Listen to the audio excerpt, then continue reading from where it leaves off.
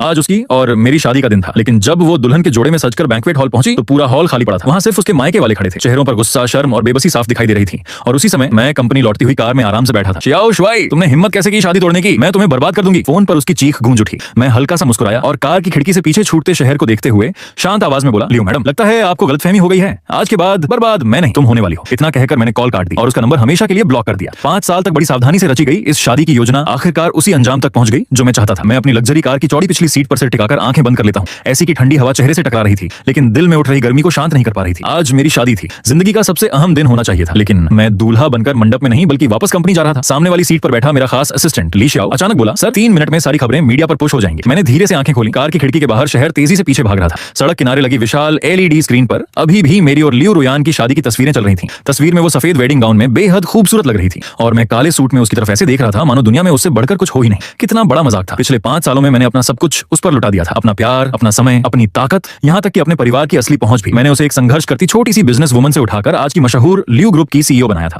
उसकी हर सफलता के पीछे मैं था। हर बंद दरवाजा मैंने खोला, हर दुश्मन को मैंने हटाया, लेकिन मैंने उसे कभी सच नहीं बताया क्योंकि वो बेहद घमंडी और जिद्दी थी। उसे लगता था कि उसने सब कुछ अपनी मेहनत से हासिल किया है, इसलिए मैं हमेशा परछाइयों में ही रहा। उसके बिजनेस साम्राज्य की नींव मैंने रखी थी, दीवारें मैंने बनाई थी और उसे सिर्फ सबसे ऊपर खड़े होकर तालियां बटोरनी थी। मुझे कभी उसके शुक्रिया की जरूरत नहीं थी। मैं तो बस चाहता था कि कभी कभी वो मुझ पर थोड़ा भरोसा करे, थोड़ा सहारा ले। उसका वो हल्का सा मुस्कुराकर कहना, जियांग शुआई, एक मदद करोगे? मेरे लिए वही काफी था। लेकिन 5 साल बाद मुझे बदले में क्या मिला? उसकी बढ़ती हुई दूरी, उसका शक और उसकी आदत कि मैं हमेशा उसके लिए सब कुछ करता रहूं। और फिर मेरी जिंदगी में आया एक आदमी, चेन जे, लियो रुयान का पर्सनल असिस्टेंट। एक बिल्कुल साधारण लड़का, लेकिन उसकी शक्ल उसके उस पहले प्यार से मिलती थी जो सालों पहले एक कार एक्सीडेंट में मर चुका था। बस इसी वजह से उसे कंपनी में खास जगह मिली। उस पर अंधा भरोसा किया गया, यहाँ तक कि हमारी शादी की अंगूठियां और अरबों की शेयर ट्रांसफर डील भी उसने उसी लड़के को संभालने के लिए दे दी। कारण मुझे उस पर भरोसा है। मेरी मुट्ठियां अनजाने में कस गईं। शादी शुरू होने में अब सिर्फ 10 मिनट बचे थे। उधर बैंक्वेट हॉल में अब तक अफरा तफरी मच चुकी होगी। लियो रुयान, वो औरत जो हमेशा सफलता की चोटी पर खड़े होने का सपना देखती थी, शायद ये कभी सोच भी नहीं सकती थी कि जिस साम्राज्य पर उसे सबसे ज्यादा गर्व है उसी को मैं आज अपने हाथों से मिटाने वाला हूं। तभी मेरा फोन वाइब्रेट हुआ। चेन जे ने एक फोटो भेजी थी। तस्वीर में लियो रुयान उसी करोड़ों की शादी की ड्रेस में खड़ी थी जो मैंने खुद उसके लिए चुनी थी। उसका मेकअप परफेक्ट था, लेकिन चेहरे पर सदमा साफ दिखाई दे रहा था। पूरा हॉल खाली था। उसके पीछे उसके रिश्तेदार खड़े थे, गुस्से, शर्म और बेचैनी से भरे हुए। वो इस वक्त जरूर पागलों की तरह गुस्से में होगी। मैं उसकी आंखों में टूटा हुआ घमंड साफ देख सकता था। तभी असिस्टेंट की आवाज आई, सर मिस लियो का फोन। मैंने स्क्रीन पर चमकते नाम को देखा, रुयान, लेकिन अब मेरे दिल में उसके लिए कुछ भी नहीं बचा था। मैंने कॉल रिसीव की। जियांग शुआई, तुम कहां हो? तुम्हें पता भी है आज कौन सा दिन है? फोन उठते ही उसकी दबाई हुई चीख सुनाई दी। मैं शांत आवाज में बोला, हाँ,